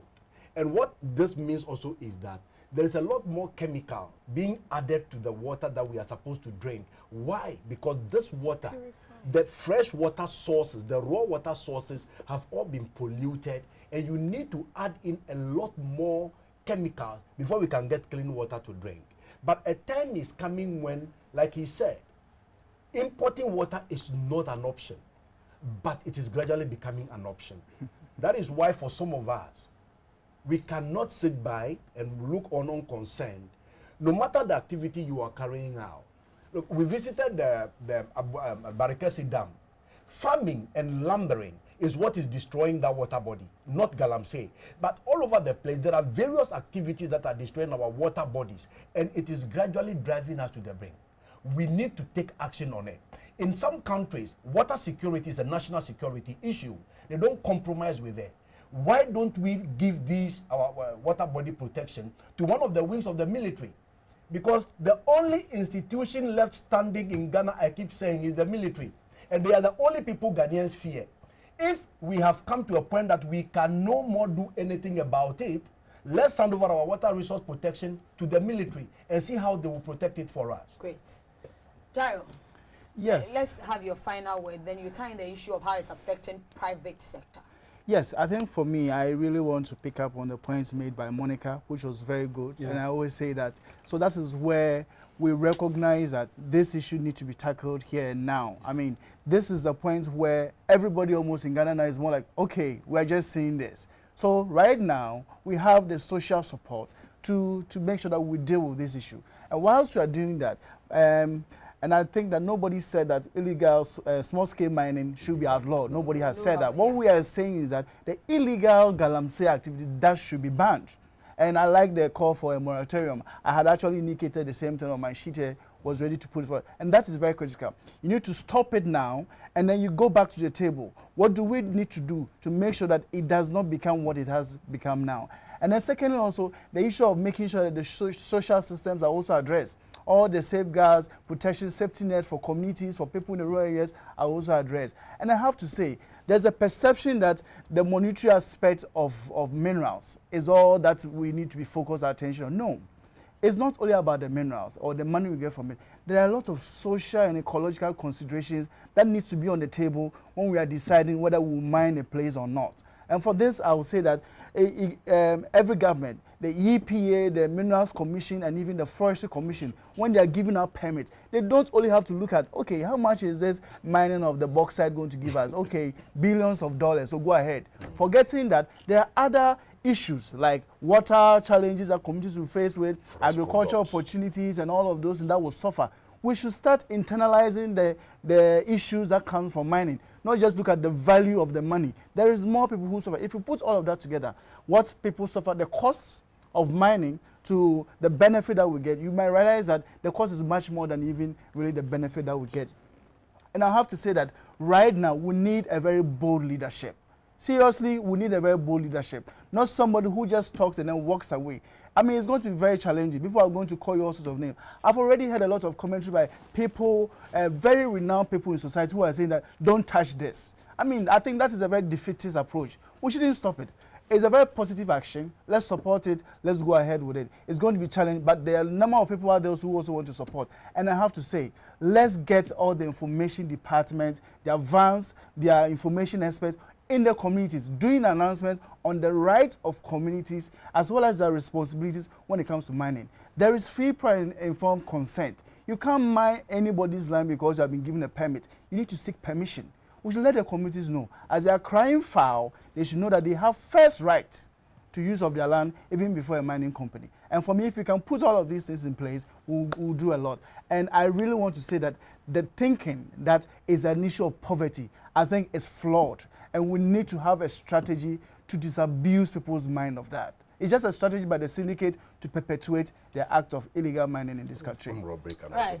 Duke, in a minute so that Rebecca, sometimes when you listen to our people, the impression you get is that if there was no illegal mining or there was no small-scale mining and it was all large-scale, it is all done by Newmont, it's all done by Goldfields, everything is fine. You understand? That is the impression you get when you listen to our people. But is that really true? Is it true that if there's no small-scale farming or these challenges don't persist, supporting there is no illegal mining, no Galamsey, and yet still these companies are taking our gold and send them away in billions of dollars, it is still fine. That is what we want. I don't think it should be. I don't think it should be. In as much as someone like Monica, a development expert, recognizes the effect of our inability to put in place proper policy to address the issues of unemployment, to address the issues of healthcare, to address the issues of housing. Unless we take a stand, a step in that direction, people will be forced to survive. And some also believe that the time has come to invite the military to go and kill people. No problem. No, listen, when you invite a military... I said to protect. To ensure compliance. I think the issue is to ensure compliance. Yes, to ensure compliance. I said to protect. End up shortly on that one. Look, I invited all of us to watch a sitting up live in the mining communities and see some of the things military men are doing to Ghanaians. I'll be very surprised if the issues we are discussing today, President Rawlings did not know about it. If President Kufuor did not know about it, so was President John Mahama, and so was President Akufo-Addo. I'm very sure as a lawyer and as a human rights lawyer, these issues have come before him several times. These are issues that bother Ghanaians every day. You understand? The reasons why there is so much pain and agony in our society, they know about them. Okay. And the only solution for me to this issue of Galamsey has to do with the state to set up a state mining company to mine our gold for our own interests. Okay. Poverty is involved in this matter. Poverty is a crucial aspect of this matter. And if we don't resolve the bread and butter problems of our country, and the gold being our own, the gold is not for the people sitting in Denver, Colorado, or wherever. They belong to Ghanaians, and we must take advantage of it. Great. We will take advantage of it. Let me take two more. This one says, my name is Albert. Galamsey should be a non-bailable offense. Galamsey should be a non-bailable... Please stop calling the line. It should be a non-bailable offense. Any chief who gives out land for Galamsey should be destood. Lastly, the government should track or crack down on the Chinese. Yeah. This one is from Albert. And Larry in Accra says the whole of Konongo Township and its environs, for instance, is sitting on a time bomb. What the illegal miners do is that when gold is discovered...